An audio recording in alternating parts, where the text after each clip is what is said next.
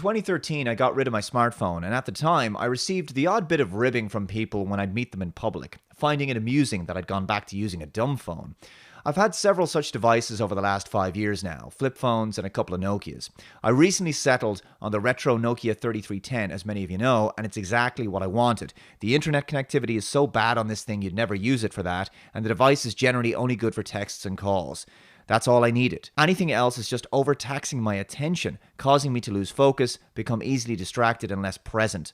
Look around you in any public space, or in a bar or a restaurant. It's not unusual to see groups of people, family or a couple, sitting in front of each other zombified on their smartphones, completely detached from the real world around them. This issue of smartphone zombies has become such a problem that one German town in 2016 installed ground-level traffic lights to warn people who are constantly looking down at their phones to stop when there's an oncoming tram.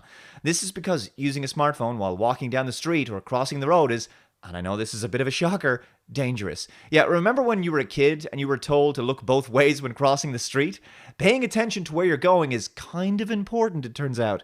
In Munich, a 15-year-old girl was run over by a tram because her head was buried in her smartphone. It's tragic, it's become an epidemic. These kinds of ridiculous measures of installing traffic lights in the ground shouldn't be necessary. We shouldn't have to pander to addicts who refuse to take responsibility for their own safety and would prefer local governments to treat them like children instead. Suffice to say, as the years have gone on, there's many more people who now feel the way I do. When I take out my bright yellow Nokia now in 2018, I get a completely different reaction than I did 5 years ago. Lots of people now tell me they're thinking of doing the same thing and downgrading, and they can understand why I've done it.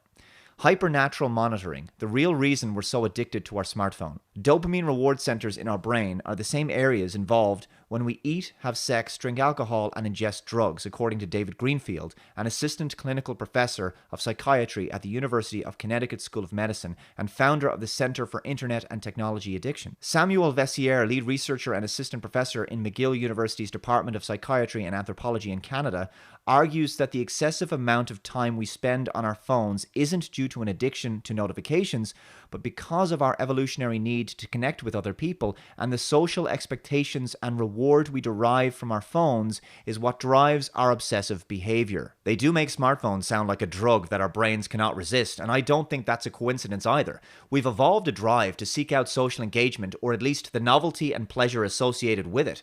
So it was just a matter of time before the tech industry would develop a consumer product that appealed to this innate human inclination. Smartphones, Vessier argues, just provide an unhealthy platform for us to carry out this impulse, which the paper titled Hypernatural Monitoring, a social rehearsal account of smartphone addiction, calls a fundamental feature of human evolution that predates smartphones by hundreds of thousands, by some accounts several millions of years.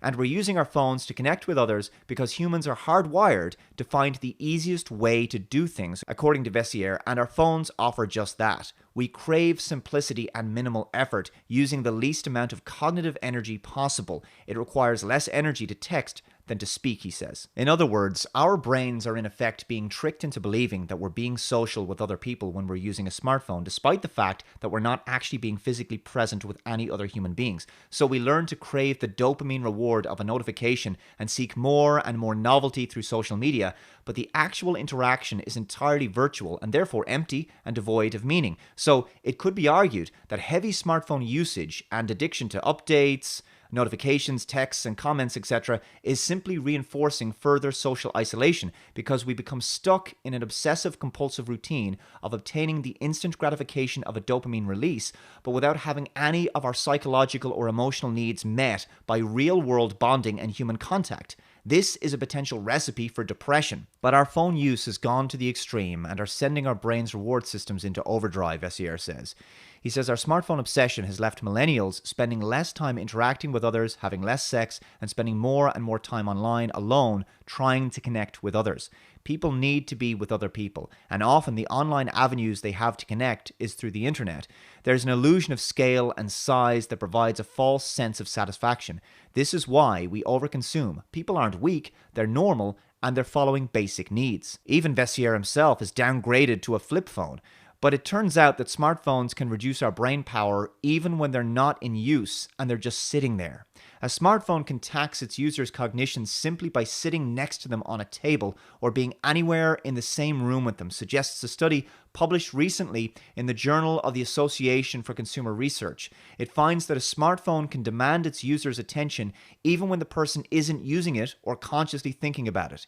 Even if a phone's out of sight in a bag, even if it's set to silent, even if it's powered off, its mere presence will reduce someone's working memory and problem-solving skills. This is because smartphone users have become conditioned by their phone in a very Pavlovian way. These things contain a myriad of functions and features, and so there's this constant, steady stream of activity emanating from this device to keep us coming back and keep us busy, especially when it's connected to online services and social networks. But few people also know they're paying this cognitive smartphone tax as it plays out.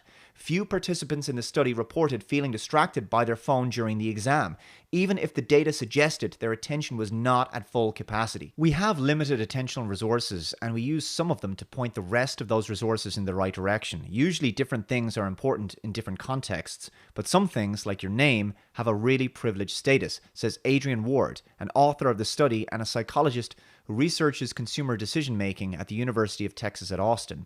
And I think the next statement is very important. This idea with smartphones is that it's similarly relevant all the time, and it gets this privileged attentional space. That's not the default for other things. Exactly. We give these devices an unjustifiable priority over absolutely everything else going on in the moment.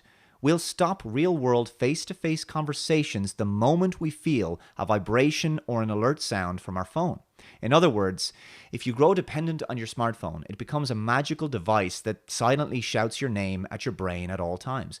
Now remember that this magical shouting device is the most popular consumer product ever made. In the developed world, almost everyone owns one of these magical shouting devices and carries it around with them everywhere. I think that's a pretty good way of putting it. It may sound a bit glib to say this, but I think to an ever-increasing degree, smartphone users are not really in control of their phones. The phones are actually in control of them. And if you don't believe me, go anywhere in a public space and just look around.